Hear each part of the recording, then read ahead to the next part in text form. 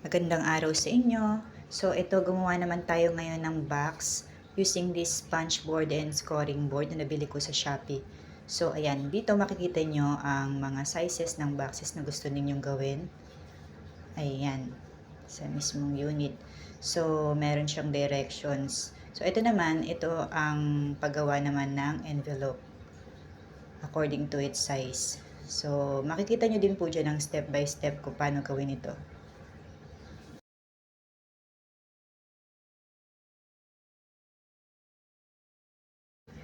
At the right side of your punch board, meron pong extension para kung gagamit kayo ng malaking papel, pwedeng-pwede din. At kung ayaw nyo naman pong gamitin, pwede naman nating i-close para hindi siya sagabal. At the back of your board ay meron po siyang parang pen na magsisilbing pang score nyo po dun sa mga gagawin yung craft nyo. So, nakadikit na po siya dyan para hindi nawawala.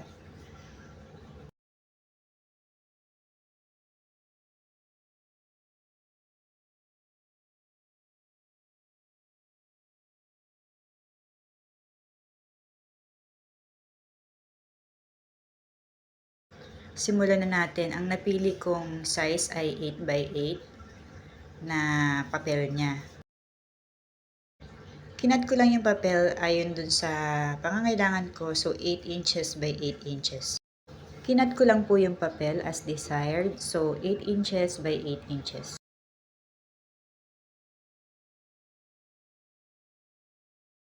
Ayan, so sabi dito sa 8 inches by 8 inches, mag-start daw kayo ng L dun sa large. So, yung starting point nyo ay sa large. Next ay i-punch nyo lang po and then i-score nyo lang ng paganyan. So, ako, 2 beses ko siyang ginuguhitan para mas madaling i-fold. Ayan. Sa unang beses, medyo mahirap siya pero pag nasanay na kayo, ay carry na. So, ganyan. Side nyo lang ng ganyan. Oops. Sorry. Okay. And then, linyahan nyo din po dun sa second line na nakalagay dun sa instruction ay S. Ayan. I-score nyo lang din po yun. So, ganyan ang kalalabasan yan. So, gagawin nyo lang po yun ng 4 na beses sa lahat ng lines po niya, sides niya. At ayan na nga po ang kinalabasan ng 4 na sides ng in-score ko at saka pinunch ko. So, after nun, ibaligtad nyo lang po yung mismong papel. Dun sa baligtad niya, yung pinaka starting line niya is large pa rin. Okay? And then, makikita nyo, meron kayong in-score doon na parang parisukat. Make sure lang po na nakapantay doon. Kasi kahit minsan naka-large, ay hindi siya sobrang pantay na pantay. So, i-adjust nyo na lang po. Okay? So, para pag finold nyo po siya, mas maayos po ang pagkaka-fold nyo at pantay na pantay.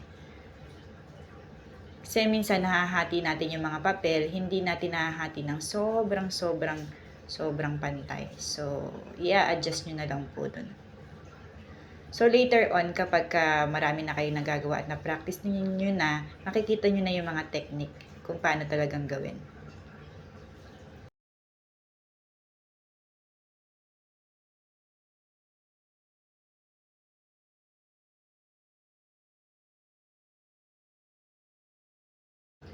Now, it's time to fold your job. Lahat po ng mga in-score nyo, yun lang po yung titiklopin nyo. Ayan, so pwede nyo gamitin yung pen na yan para ma-fold nyo ng mas maayos. Mas madali siyang itiklop.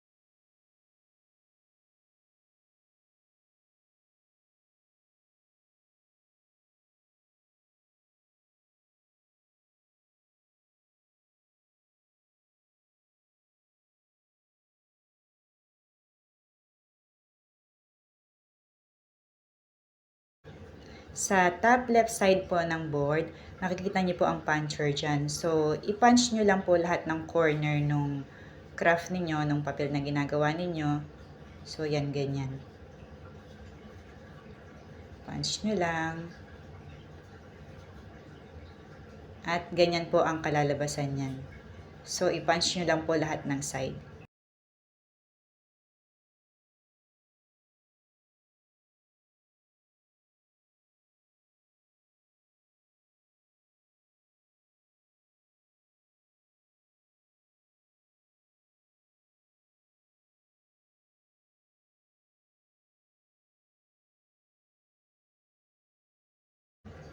Ayan, so i-fold na natin.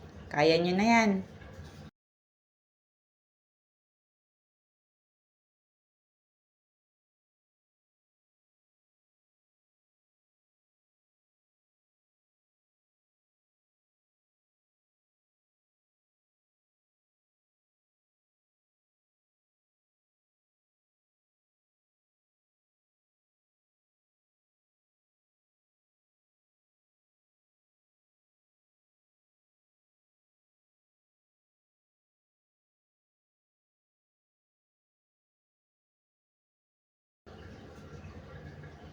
Ayan.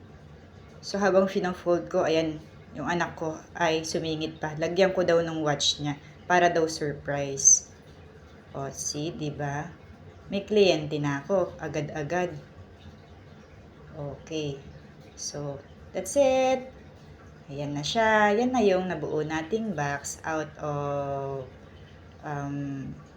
craft paper.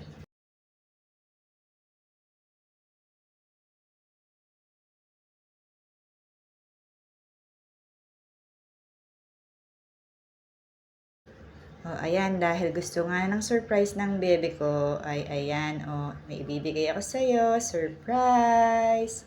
Open your gift!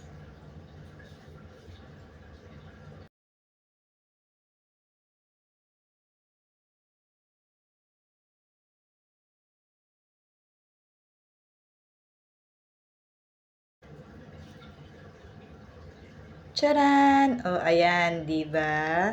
Happy siya. Yay! So, thank you! Please follow po para sa marami pang videos. And